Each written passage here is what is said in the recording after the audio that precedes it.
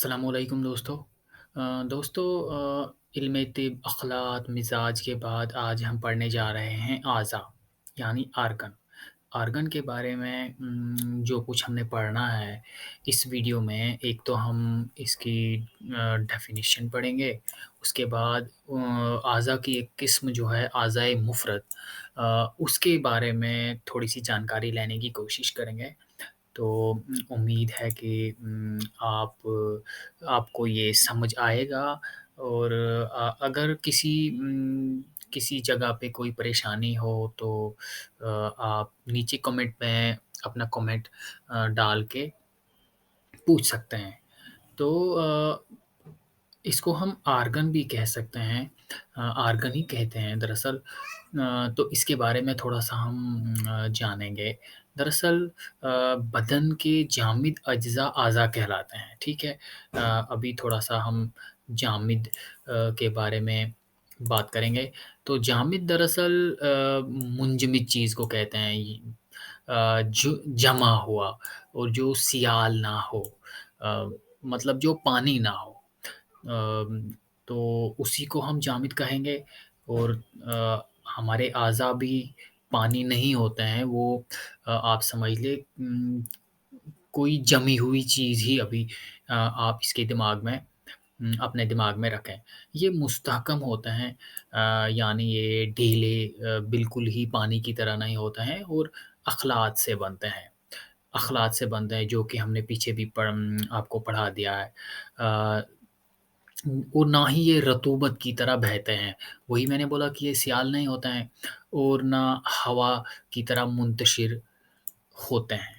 तो दरअसल अज़ा को 2 बड़ी किस्मों में तक़सीम किया गया है, एक अज़ाए मुफ़रद और दूसरा अज़ाए मुरक्कब। यही 2 किस्में हमको मेन पढ़नी है, तो यहाँ पे थोड़ा-सा मैंने ये बना के रखा हुआ है आपको समझाने के लिए। तो ये अज़ा है, इसकी एक किस्म जो है अज़ाए मुफ़रद है और दूसरी अज़ाए मुरक्कब। तो आज हम अज़ाए मुफ़रद के बारे में जानेंगे। तो आगे भी इसकी 10 किस्में हैं अज़ाए मुफ़रद की।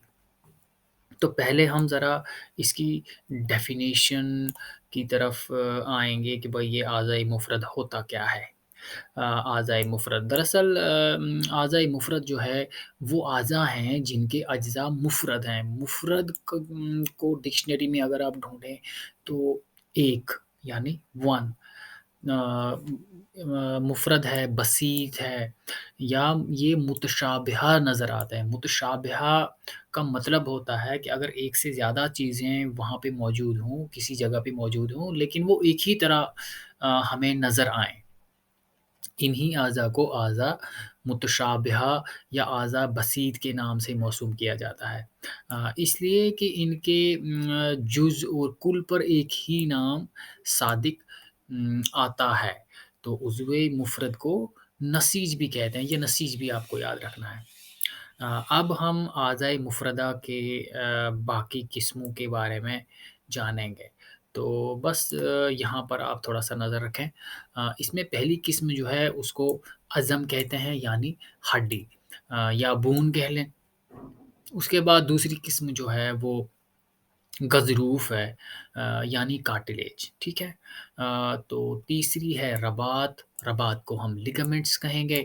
उसके बाद वतर है, इनको हम टेंडन कहेंगे। उसके बाद गशिया है, उनको हम फेशिया कहेंगे। उसके बाद असब है, ऐन से असब है यानी नोज़। और उसके बाद शहम, शहम को हम फैट कहेंगे। 8वीं किस्म जो है लहम है यानी गोश्त, फ्लेश जिसको हम कहते हैं।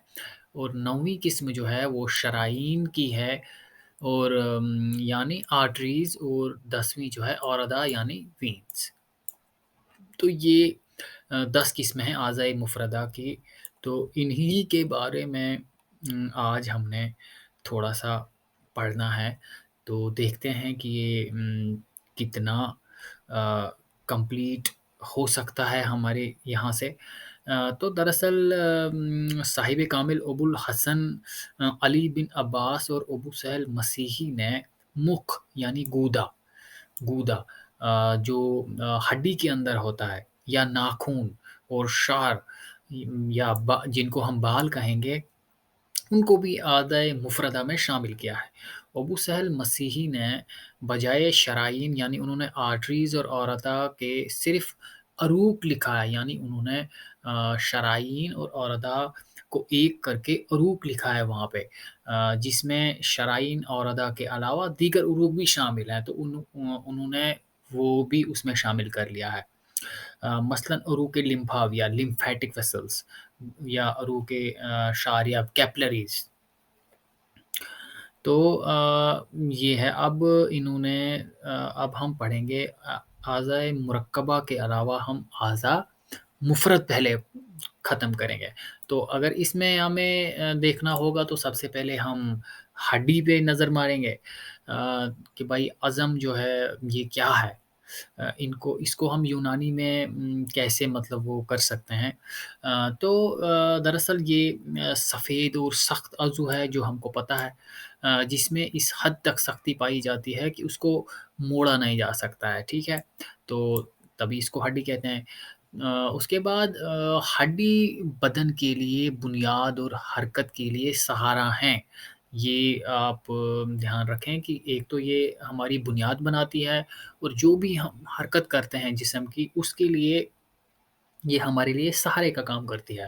اور ہڈیوں کے باہمی اتصال سے ہیکل عظمی بنتا ہے، یعنی اسکیلٹن، جس میں اکثر مقامات پر مفاصل پائے جاتے ہیں، یعنی وہ جوڑ کی شکل میں ایک دوسرے کے ساتھ ملی ہوئی ہوتی ہیں۔ تو کچھ ہڈیاں دیگر اعضائے رئیسہ اور دوسرے اعضاء کے ساتھ بھی جڑی ہوئی ہوتی ہیں، مثلاً سر کی ہڈیاں دماغ کی حفاظت کرتی ہیں۔ یہ ہمارا اسکل جو ہے وہ ہمارے برین کو سپورٹ کرتا ہے، اس کا مطلب وہ سہارا بنتا ہے، اسی میں وہ محفوظ رہتا ہے۔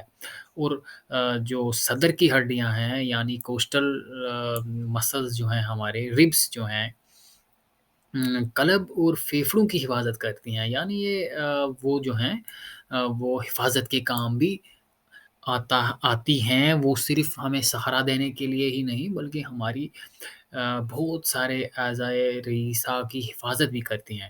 کچھ ہڈیاں جو ہیں وہ مفاصل، عضلات و اظاریف و رباطات کو سہارا دیتی ہیں۔ اصل میں وہ ایک دوسرے کا سہارا بنتی ہے، ٹینڈن، لیگامنٹس، یہ سب مل کے ہم کو سہارا دیتی ہیں، اور اس میں مین کردار جو ہے وہ اسی ہڈی کا ہے، کیونکہ وہ سخت ہوتی ہے، ان کو موڑا نہیں جا سکتا ہے۔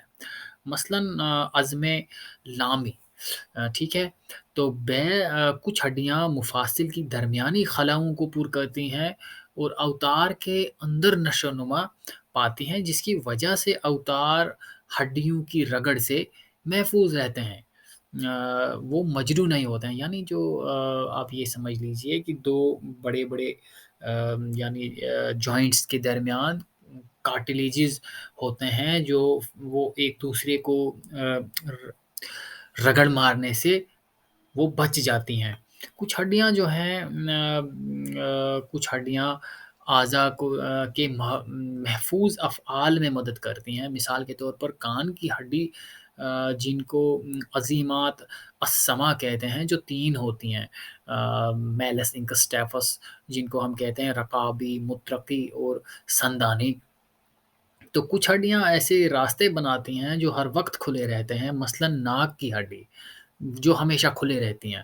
ہڈیوں کی ساخت میں چھوٹی بڑی خلائیں پائی جاتی ہیں، جن میں کہیں ہوا بھری ہوتی ہے، یہ خلائیں یا ہوائیاں کہلاتی ہیں، ٹھیک ہے، اور کبھی کبھی جو ہمارا ان میں گودا بھرا رہتا ہے، یعنی جو ہماری بڑی ہڈیاں ہوتی ہیں ان میں گودا بھرا رہتا ہے، جس کو ہم میڈیکل ٹرم میں میٹرکس، بون میٹرکس کہتے ہیں، جس میں کریات دمویہ پرورش پاتے ہیں، بلڈ سیلز ان میں پاتے ہیں۔ گودا کو مخ الاعظم بھی کہا جاتا ہے۔